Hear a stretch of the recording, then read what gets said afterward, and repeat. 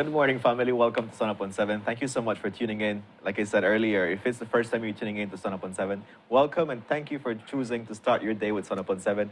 If you're a Sun Up fan and so you're always tuned in from wherever you're watching, thank you so much for being part of us and tuning in to Sun Up on 7 daily as we start the show and bring you meaningful conversations. Let us know where you're watching from. Ren, I'm conscious that we have people watching from Canada, the US, Mexico, Colombia, Trinidad and Tobago, the UK, everywhere. So let us know where you're watching from. Please put that on the comment on our Facebook Live. And let me remind you as well that you can follow Sun Up on 7 on our various social media platforms, which include Facebook, Twitter, Instagram, TikTok, and YouTube. So there's no excuse for you to miss out what happens here on the show.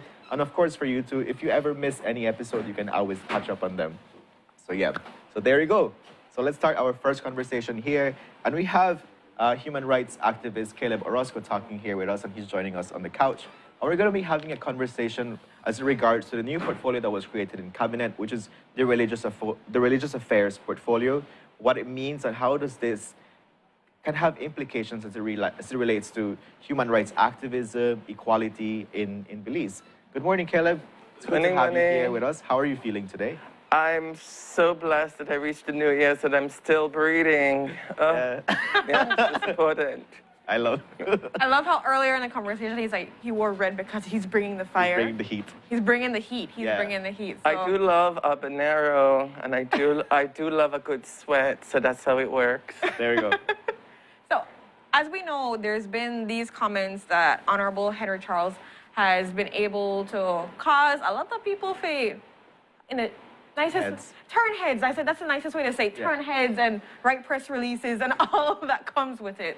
So I want to ask, what are your initial thoughts on it? Because he has done an interview already with Love, and he's tried to clarify some of those comments. But what have been your thoughts now on those comments after the clarification? I am still scared as a citizen because I've been in human development work and human rights work for some 24 years, and I've seen what the churches can do. I personally have lost 2 of my teeth because of the hostility they generated towards me for standing up for my rights. They would say they didn't cause that, but they created the atmosphere. They created an atmosphere of permission for people to be hostile to me. And the damage to my teeth was $2,000. I have the receipt. Collectively, as a citizen in this country, as a Belizean, I'm worried because in 2002, our present Attorney General was told she can't wear pants in court. Now that follows a long history of women's bodies being policed, and in 2004, we had the Maria Rocha's case where the church mistreated her in X, Y, and Z form. But again, it's a case about policing a woman's body. Then we move on to the right of young people who have a right to health information, and some work was made to remove a health manual. Now, what I'm scared about is that the present government, which started very well. I love the Belize plan, but what scares me is that their slogan, "Everybody for Wayne," is not turning out that way. Okay. What scares me is that we have a Minister of Constitutional Affairs and Political Affairs now who does not understand what his constitutional responsibility is. He spoke of the justification of the supremacy of God in the Constitution, but ignored that the Constitution preamble speaks to a balance that looks like faith in human rights and the dignity of the person. The creation of a religious affairs space does not reflect balance in any way, shape, or form, and offers a slippery slope to the attack of women rights that has been gained, the attack of young people's right to health. And I can tell you that in 2010, we were part of an advocacy group that saw how certain church groups wanting to present model legislation from the U.S. to roll back any sexual reproductive health education to young people. They wanted to criminalize women's bodies where you would be in jail for just trying to save a woman's life. All right. And I remain scared because the minister, while he clarified some points, made no commitment to do anything and to ensure that the spirit of our Constitution, which reflects balance, is respected in the discussion around the establishment of our religious affairs. He needs to reframe the religious affairs and create a space that promotes equality for all. In an environment where over 50% of our people are in poverty, in an environment where people in an environment where our human rights mechanisms are incredibly weak and poor people are under incredible pressure to survive, in an environment where our social safety net is terrible, he wants to create the religious affairs. Okay. I'm sorry, you can't eat religious affairs and be suffering and then come and tell me God will save my soul.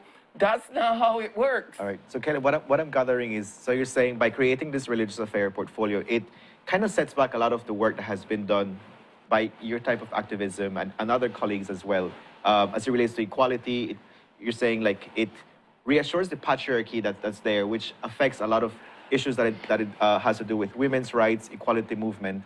But and you also mentioned something that you said, like in a lot of the activism work, the church has been either like on the fence or on the other side of the fence as it regards to movement. Is there like anything that can come from creating this portfolio where some sort of negotiation can happen with churches where we can say, okay, you are not there yet, let's have this conversation with you, negotiations, and then move forward with movements? Is there anything like that He that can happen? says that he's open to further dialogue. Mm-hmm. I have no problem with that.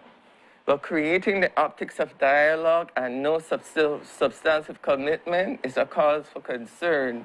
The dialogue had not started yet. My organization and colleagues working in the social sector have sent him a letter requesting a meeting for clarification. Okay. Has there been any response to that letter? None. Okay. I have sent a letter to the Prime Minister's office expressing concern.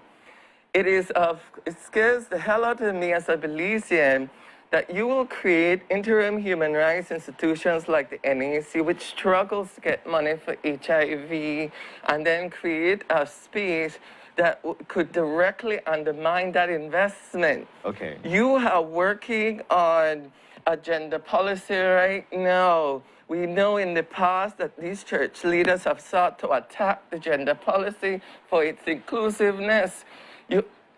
It reeks of a lack of common sense for you to say that you have no money for social safety net and dealing with social investment, and you're going to turn around and slowly erode the social investments you are making. But Caleb, when you think about it, making a portfolio of religious affairs, when you really think about the fact that we're evolving, but we still have people that have their beliefs, and religion goes far over.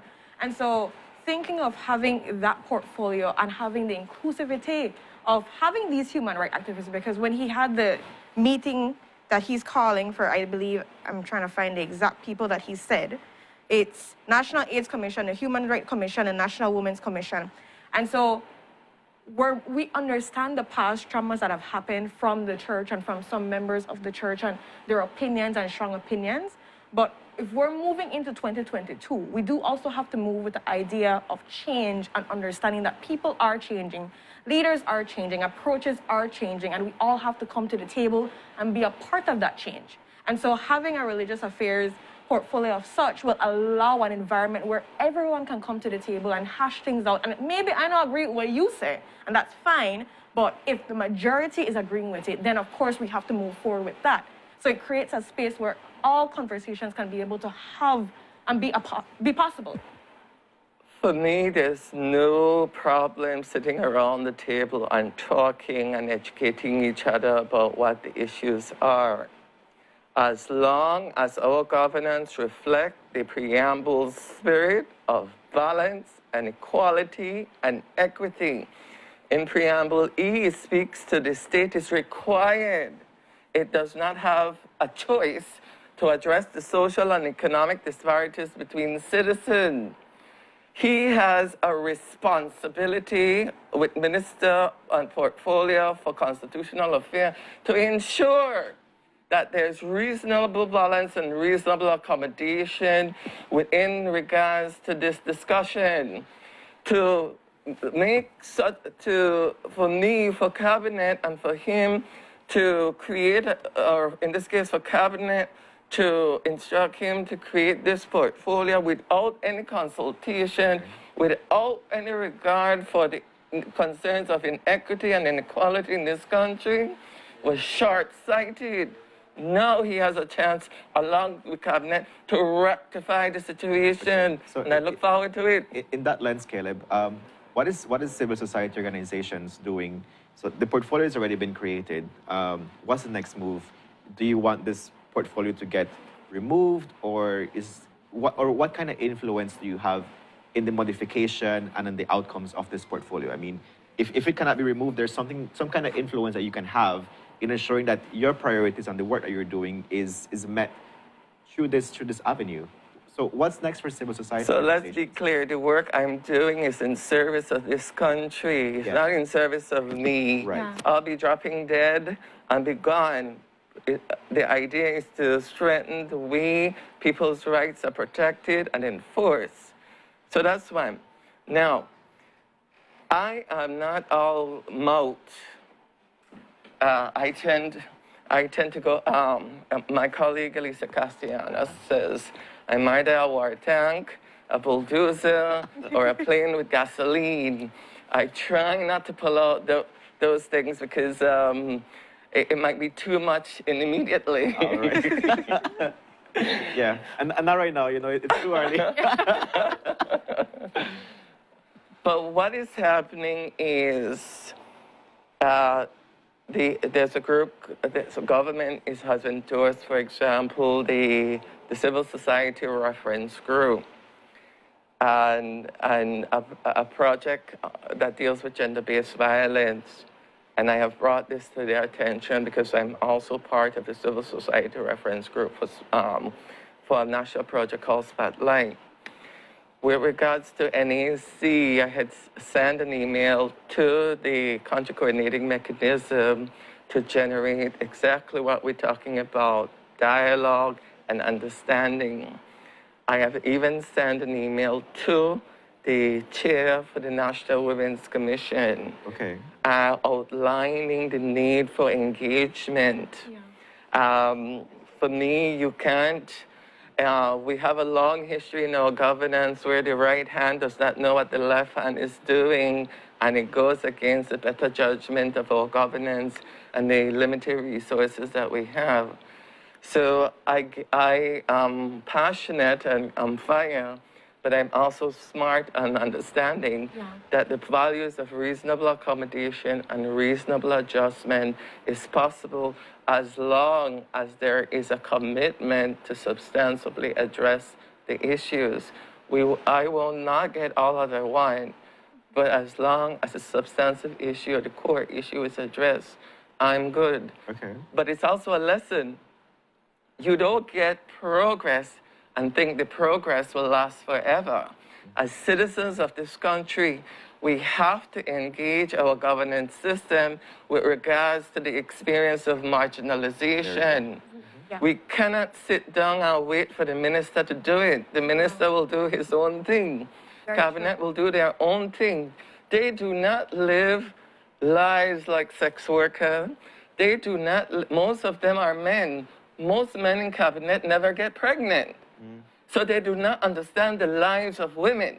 Right. With regards to persons who are coming out of jail or who experience harassment by police every other week or every other month, They do not live that So kind of life. there needs to be some sort of connection between, you know, any portfolio or stuff they're creating with the reality that we're facing. Yeah. Right. So I gotta say, Caleb, I have to commend the work that you're doing, especially when stuff like this gets created. Like, you just not let it pass by. Yeah. You know, it's important to call them to action, but also ensure accountability. You said, you started by saying everybody's supposed to win. So let's ensure that happens and ensure like there's accountability. I think it's super important. Like you said, I want to thank you for being here and sharing your opinions, because of course you're in all honesty, you're right to have your fears based on the past experiences of what's happened. There's cases, numerous cases, and so forth. It's okay to feel that this is not okay at this present moment. And so I'm loving the fact that, you know, the minister has said, I am going to have a conversation I want. And so it's good to keep him accountable for that conversation and see what comes from it, to see who all are the stakeholders that come to the table, and then see what happens. Because the portfolio has just freshly been, they're like, you just like, it just there's people happened. like Caleb that bring the fire. Yeah, they'll bring the fire, and they're like, okay, we're going to use this heat to mold things up to ensure that it works so for everybody. make sure, because we're always calling our citizens to hold the government accountable. And so this is the time right now where we can see, all right, this has happened.